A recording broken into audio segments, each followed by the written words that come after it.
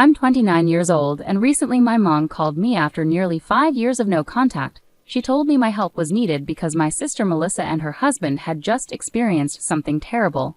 Some background. Melissa, who is 27, is now married to a man who was once supposed to be my husband. His name is Lucas, and we had been together since college. Lucas proposed to me after almost 5 years of dating, and he threw a surprise party for us on the night of our engagement.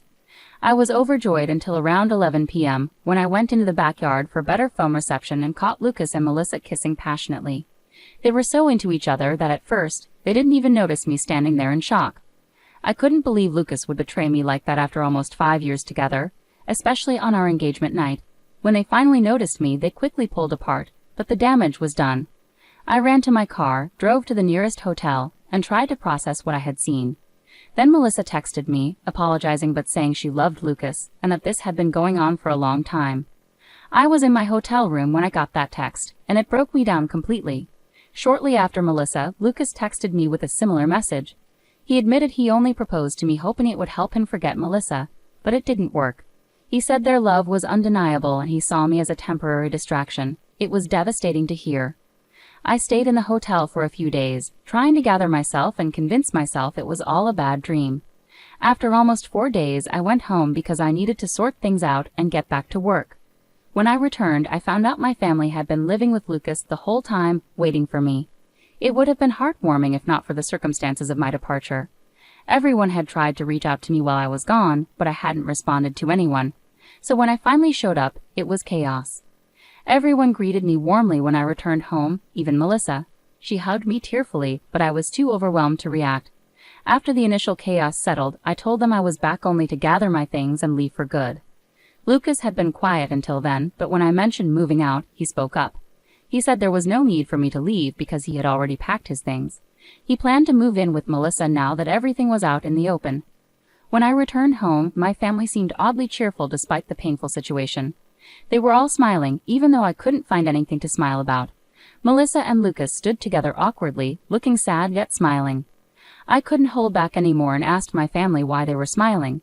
To me, Melissa had just ruined my engagement and taken away my boyfriend of nearly 5 years. There was nothing funny or sweet about it. My mother spoke up then, saying they couldn't change the past but could accept the future. They believed Melissa and Lucas were meant to be together, despite how their relationship started with cheating. They expressed regret but hoped I could understand and accept that this was the best outcome. Melissa apologized tearfully for falling in love with my boyfriend and wished she could have told me sooner. They claimed they were deeply in love and wanted to be together forever. Then, right in front of me, they kissed. My mother even wiped a tear away. I couldn't handle it anymore and told them their behavior was disgusting, not sentimental. To my surprise, my family got annoyed with me. They said I was being bratty and making it all about myself instead of being happy for my sister. I was shocked and demanded everyone leave my house. I couldn't believe they were defending Melissa and Lucas and making me out to be the bad one. My father even told me to stop acting like a child and accept what had happened. They acted like I should celebrate my sister finding her soulmate instead of feeling hurt and betrayed. It was all too much for me to handle. So I decided to forget it all. I went into my room, packed a few things, and left without saying a word or listening to their pleas. They called after me, asking me to stay, but I had nothing more to say. It was painfully obvious that they cared more about Melissa's happiness than about me or what was fair. They were so focused on justifying Melissa's actions that they forgot I had feelings too. After that day, my family tried reaching out to me multiple times, but I ignored them because I didn't feel they deserved a response. A few weeks later, I received an invitation to Melissa and Lucas's wedding, which I declined. Many of our mutual friends also declined in support of me, and some relatives distanced themselves from my family after learning how they treated me. It's been 5 years now, and I've mostly cut them out of my life completely. Occasionally, they've tried to reconnect by sending birthday or New Year wishes, but I've always ignored them. I didn't block them, but I removed them from my social media to keep my life private.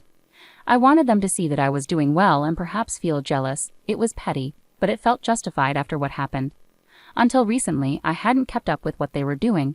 About 4 days ago, my mother called from an unknown number. I almost hung up, but she begged for a chance to talk because they were in urgent need of help. I agreed to talk to her briefly because she sounded genuinely distressed, and I couldn't ignore her in that moment.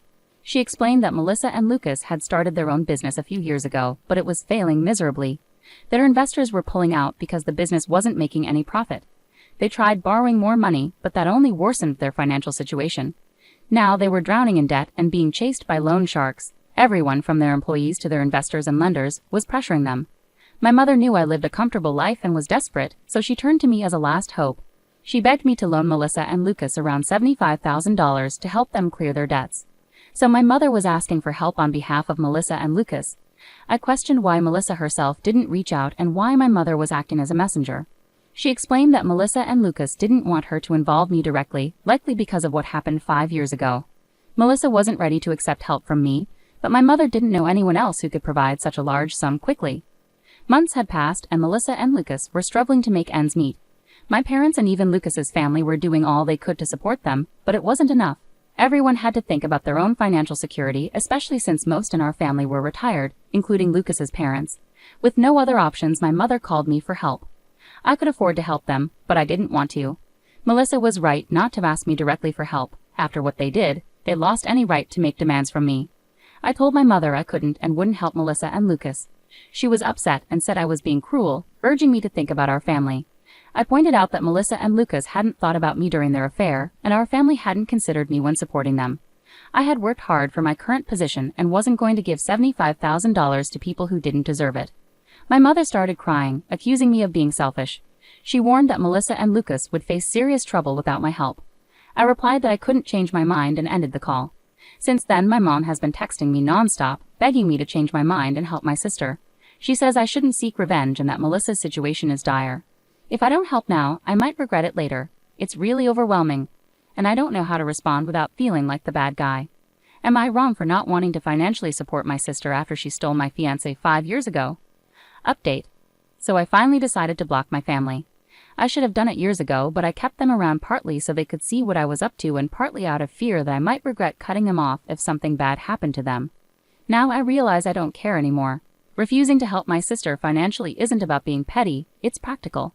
They've already wasted a lot of money, and even if I gave them $75,000 now, I doubt they could pay it back. It's a substantial sum, and even with my resources, it's not something I can give away without expecting repayment. If it were a close friend, I'd expect the same. I talked to some friends about it, and they agreed that not giving them money was the right call. It's not about revenge, but about being realistic. Now that I've blocked my mother, I don't have to deal with her trying to guilt-trip me anymore, so I feel relieved. Update 2. Hey everyone, something major happened today. While I was at work, my neighbor called to say there was a couple outside my house causing a scene and demanding to talk to me. They'd been at it for about an hour. Reluctant to leave work, I asked my neighbor to describe them. Deep down, I already knew who it was. She described them, and it was confirmed. They were Melissa and Lucas waiting for me at home. My neighbor insisted I come home to handle the situation as she didn't trust that Melissa and Lucas were up to any good. Given their history, I agreed. I thanked her and drove home immediately, not wanting to risk them getting inside my house. When I arrived about 15 minutes later, I found them trying to pick the lock. I pulled up and demanded to know what they thought they were doing. I attempted to call the police, but Lucas quickly knocked the phone out of my hand. Melissa approached and claimed they just wanted to talk, and weren't there to take anything, at least not at that moment. I told them to speak quickly and made it clear they wouldn't be coming inside. They agreed to talk in the yard, which was a relief since inviting them in didn't seem safe given their apparent hostility. I told them to make it quick and that they shouldn't expect me to invite them inside.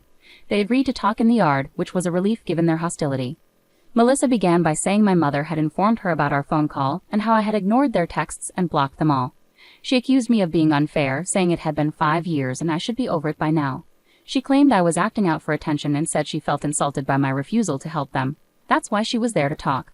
Melissa explained that she had managed to get the money for now by selling their house and jewelry, but there was a strong chance she might need more in the future. She wanted to ensure she could rely on me for help if needed. I told her that no, she couldn't count on me for anything because I hated her and her husband with a passion. I was so angry that I said it was taking a lot of restraint not to hit her, so they should leave. Lucas then demanded I sign a document promising to give them money in the future. I told them they were insane if they thought they could manipulate me into signing anything under pressure. I demanded they get out, but Melissa pushed me and said I owed them because they were family. I was shocked and nearly slapped her but controlled myself, knowing violence would only make things worse. Instead, I grabbed my phone from the ground, got into my car, and drove off quickly. Since I had left the engine running, it didn't take long to get a head start. They didn't chase me on foot but stayed at my house, which was unfortunate. As soon as I was a safe distance away, I called the police and explained the situation. I then drove back home, arriving just before the police did. Within 20 minutes, I told them everything, and they arrested Melissa and Lucas. I knew the charges weren't severe, so they'd probably get off easily, but at least they were taken away, and I didn't have to deal with them anymore. It's been a few hours and I haven't heard from anyone in my family. I expected at least one of them to try contacting me from a different number, but they haven't. Maybe they'd given up on trying to get under my skin, or they're waiting for things to calm down before reaching out again. Either way, it's been strangely quiet. Update 3. Hi everyone. So the last update was about a week ago. I had started to believe that my family would leave me alone after I called the cops on Melissa and Lucas, but I was wrong. This time it was my parents who showed up at my house, asking to speak to me. This happened yesterday, and they seemed a lot less arrogant than Melissa and Lucas, so I let them in. As soon as my mother entered the house, she started crying and apologized for taking Melissa's side over mine. My father explained that after they learned about Melissa and Lucas getting arrested and physically pushing me, they couldn't look at them the same way and decided to cut them off. My mother continued to cry while my father admitted they were wrong for siding with Melissa in the past when I was the real victim. I told them that while I appreciated their apology and them finally coming to their senses, it was too little, too late. I was now used to living my life on my own terms and didn't want to go back to putting my family before myself. So even though I appreciated their visit and apology, I couldn't promise to work on our relationship. I felt there was no point in trying to salvage something that was already ruined, even if it was with my parents. They tried to convince me that we could fix things if we wanted to, but that was the problem. I didn't want to anymore. I just wanted to be by myself. I told them I respected their efforts, but I was done. They seemed a bit disappointed, but eventually they left and asked if I could at least unblock them so we could keep in touch. I have unblocked my parents, which feels weird, but that's it.